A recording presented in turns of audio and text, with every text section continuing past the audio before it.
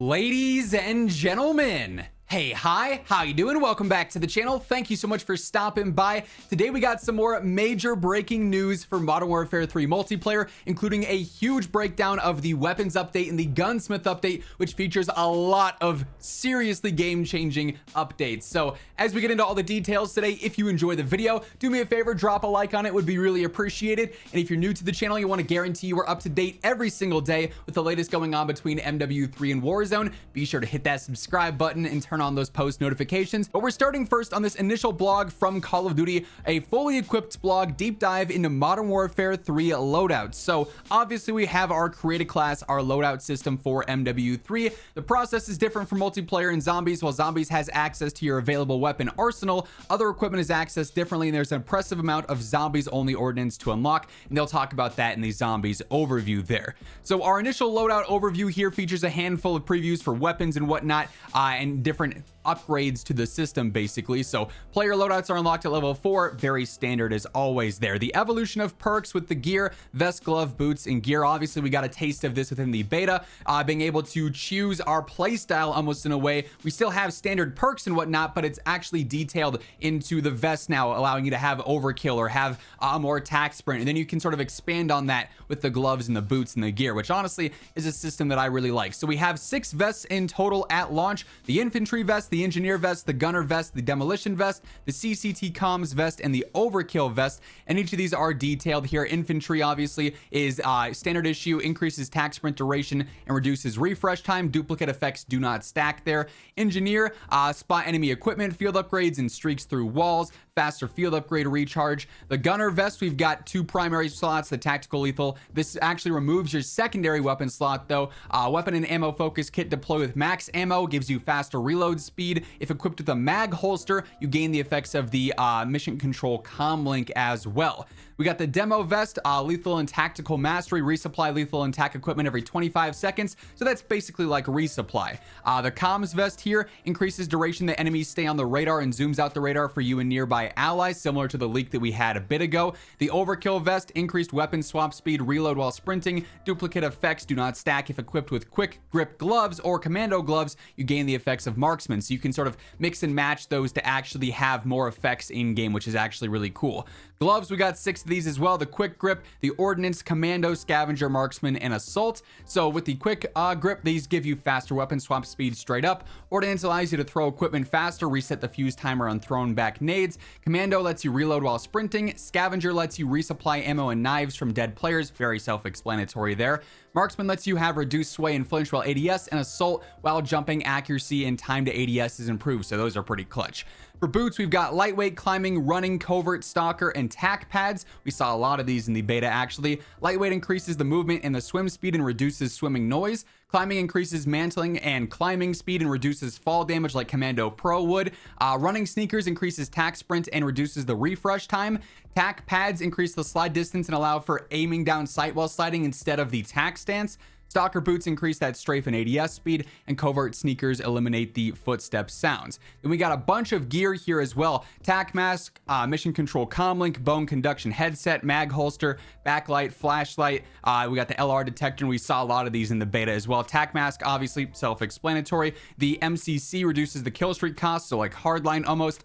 Bone conduction is awareness. Mag holster gives you faster reload. The flashlight shows enemies' footsteps, so kind of like tracker. The detector warns of hostile laser and radiation sources. We also have the threat identification system. This pings enemy location in your crosshairs. The data jacker, enemies you kill drop a smartphone. Collecting the smartphone generates a radar ping. So we actually almost saw that back in Ghosts. I can't remember the name of the perk, but cool to see that that's back. Signal jammer emits a signal from claymores and mines and warns you of equipment. Hijacked strobe, undetectable AI targeting system, so cold-blooded basically. Ghost camo, gonna be ghost obviously. EOD padding, EOD. We also have our basic equipment: stuns, battle rage, smoke, flash, decoy, the scatter mine like the bouncing Betty, snapshots, shock sticks, stims, EMDs, experimental gas nade, and tear gas as well. Basic lethals here too, nothing too crazy in terms of innovation here. It's pretty much all stuff that we've seen before. Equipment, we've got heartbeat sensor as an actual field upgrade now. The med box obviously for extra health. The decoy, trophy system, tac insert, and the comms scrambler. Muni box, the ACS, which caps flags and objectives for you, TAC camera, recon, drone, deployable cover, and the DDoS is back as well there. We also have Dead Silence, the Loadout drop, portable radar, anti-armor rounds, the suppression mine, and the smoke airdrop available there too. Killstreaks and Scorestreaks, obviously you can flip-flop between the two and you can choose what you want to have here. They go full in depth with this. We got the UAV, the Mosquito drone, the SAM turret, the bomb drone, the Guardian care package, counter UAV, cluster mine, PA, cruise missile, remote turret, mortar strike, SAE, the Juggernaut recon, the Wheelson, the Overwatch helo is back, the VTOL jet, the emergency airdrop, the carpet bomb, the advanced UAV, the chopper gunner, the gunship, and ultimately the Juggernaut. Now, this is not all that was revealed today. We get some even more in-depth details on the Gunsmith and stat system too. So, primary and secondary weapon details here. Upping your arsenal. The preseason brings 37 different weapons and 6 aftermarket parts on top of all of the MW2 weapons as well. Primary weapons, obviously you get these on every class. Secondaries are going to be the pistols, the launchers, so on and so forth. So, distinguishing markers. Both MW2 and MW3 weapons are easily distinguishable because there will be icons for them in game. If you're a Modern Warfare 2 player with a sizable collection of weapons, those are carry forward. Missing MW2 weapons, if you're a brand new Modern Warfare player or you're an MW2 player who didn't get certain weapons, you can unlock those in MW3 just fine. All Modern Warfare 2 weapons will receive a weapon pass by Sledgehammer so that all armaments are behaving like MW3. That is huge news. Every single MW2 gun is going to be updated for MW3, so there's not a distinct advantage. Weapon selection streamlining, there are shortcut buttons to get to them quicker, basically. Attachments available outside of the MW2 riot shield. All primary weapons and secondary weapons can be modified with attachments. So we got 6 new rifles in total. We got the SVA 545, the MTZ 556, the Holger 556, the MCW, the DG 58, and the FR 556. Debuting, not going to happen in MW2, obviously. 3 battle rifles, the Bass B, the Sidewinder, and the MTZ. A couple of subs, the Striker, the Swarm, the AMR 9, the WSP 9 or the Wasp 9, the Rival 9, and the Striker 9. We also have 3 shotguns, the Lockwood 680, the Haymaker, and also the Riveter. 5 LMGs, the Pulum Yacht, the DG58 LSW, the Holger 26, the Bruin, also not coming to MW2, and the TAC Irridator. We also have a couple of marksman rifles, the KVD Enforcer, the MCW 6.8, the DM56, and the Interceptor. For snipers, we only have 3 of these, the Cat AMR, which is the heavy looking one, the longbow, obviously, and the inhibitor we had in the beta. 4 pistols, the Core 45, the Renetti, the TYR, the Tier, and then also the Wasp Stinger. And then we have 1 launcher, the RGL 80. That could be really good for getting mastery camo. No actual rough launchers there, ideally. We have 2 melees, the Gutter Knife, and then also the Karambit as well. Then aftermarket parts, as mentioned, so you can change things up. The Raven kit on the MCW, the Carbine kit on the MTZ. We got the Broodmother on the Wasp 9 SMG, the Annihilator Bullpup for the LMG, and also the conversion kit on the Core 45 handgun, and the Jack Ferocity on the Renetti.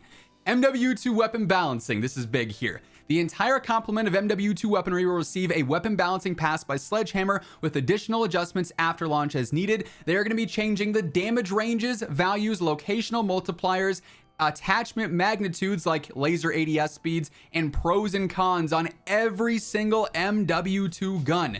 That is a complete game changer. The team will be observing weapons post-launch, and obviously there will be adjustments for all of them, but this basically makes every single MW2 gun feel brand new. Like we didn't just have them for the past year, they're going to feel entirely different. Gunsmith, expect the MW3 Gunsmith to be approachable and familiar. Modifications and attachments, we're going to have the aftermarket parts, same attachment system, obviously. Gunsmith statistics, you can go through and actually have detailed stats. We'll talk more on that, but this is also huge. Based on community feedback, we have removed weapon tuning. So MW2 guns and MW3 guns are not going to have weapon tuning anymore.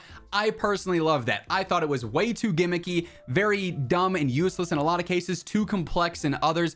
I'm glad that there's no weapon tuning. I wish we could tune our optics and that's it. Everything else not really needed. I'm glad that it's more streamlined there now. The pro and con values are back, obviously, we know that, and based on the arrows, it's going to be how much something is doing or how little something is doing there as well. The detailed stats we actually see in depth here, so you can see the headshot damage, the upper torso damage, the exact range, the fire rate. This is going to be huge for getting you guys the absolute best setups possible, and I love that they are actually detailing these right out of the gate here. That's awesome. You can also filter attachments based on what you're looking for, whether it's mobility or recoil or fire rate, whatever the case may be there.